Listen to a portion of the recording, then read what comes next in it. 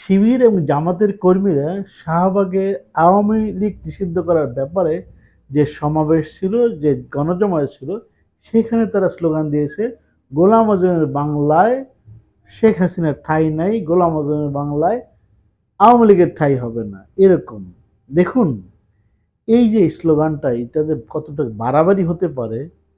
গোলাম আজম উনি কখনোই কিন্তু বাংলাদেশ স্বাধীনতার পক্ষের লোক ছিলেন না। উনার নেতৃত্বেই যে রাজাকার, যে আল বদর, আল সামস বাহিনী গঠিত হয়, সেটা হচ্ছে গোলাম আজমের নেতৃত্বে এবং তার সিদ্ধান্তে।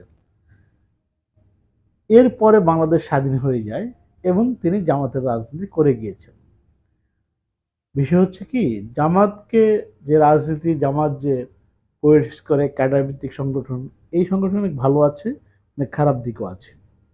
কিন্তু ৭১-এ তারা যে ভুলটা করেছিল সেইটা শুধরে নেওয়ার বা সেইটার কাফফারা তারা দিয়েছে হচ্ছে ২০২৪-এ এসে।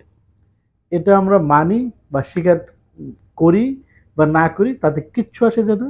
পুরো এই দেশবাসী, পুরো এই জাতি, পুরো মানুষজন সবাই জানে যে জামাত শিবির এবার ওই ভুলের কাফফারা দিয়েছে, কারণ তাদের একটা খুব ভালো অবস্থান ছিল এবং খুব ভালোভাবে এই আন্দোলনে কাজ করেছে তারা। তারা একটা গুরুত্বপূর্ণ স্টেক হোল্ডার। এর মাঝে এই নয় যে জামাত এমন কিছু করবে যে ২৪ দিয়ে ৭১-কে ভুলিয়ে দেওয়ার চেষ্টা করবে এবং গোলাম আজমের বাংলা, দেখুন যতবার বলা হয়েছে মুজিবের বাংলা, শেখ হাসিনার বাংলা, সবগুলি হচ্ছে অন্যায়। এই বাংলা মুজিবেরও না, এই বাংলা শেখ হাসিনারও ছিল না, এই বাংলা গোলাম আজমের ছিল না। এই বাংলা হচ্ছে যারা আমাদের দেশপ্রেমিক মানুষ, যারা দেশপ্রেমিক, দেশকে যারা ভালোবাসে, তাদের এই বাংলাদেশ।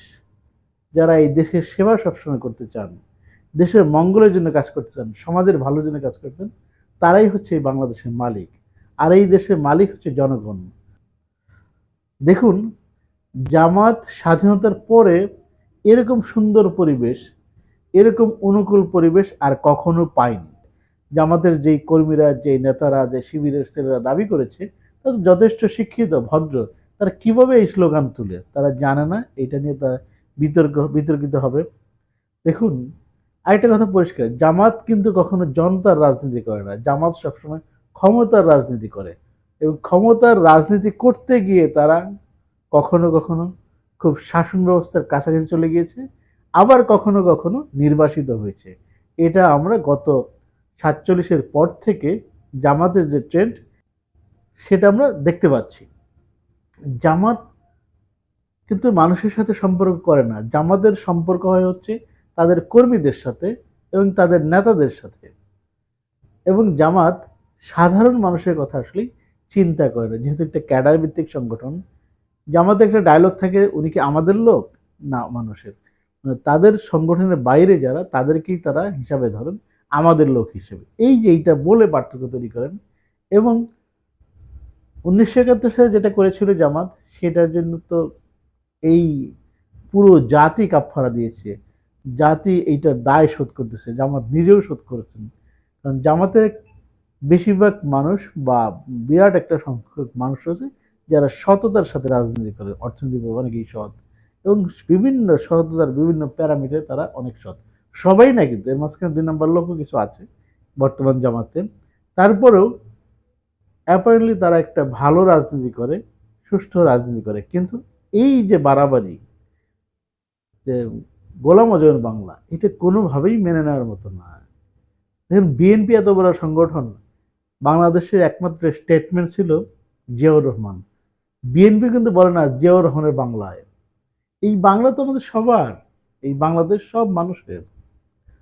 তো এই এই হঠকারী সিদ্ধান্ত কখনোই নেবেন না। জামাতের কর্মীদেরকে অনুরোধ করব, তারা যে তাদের যে রাজনৈতিক চিন্তা, রাজনৈতিক আদর্শ, সেটার বাইরে গিয়ে অনেক বেশি পরিবর্তন হয়ে তারা ৫ই আগস্টের পর কাজ করেছে।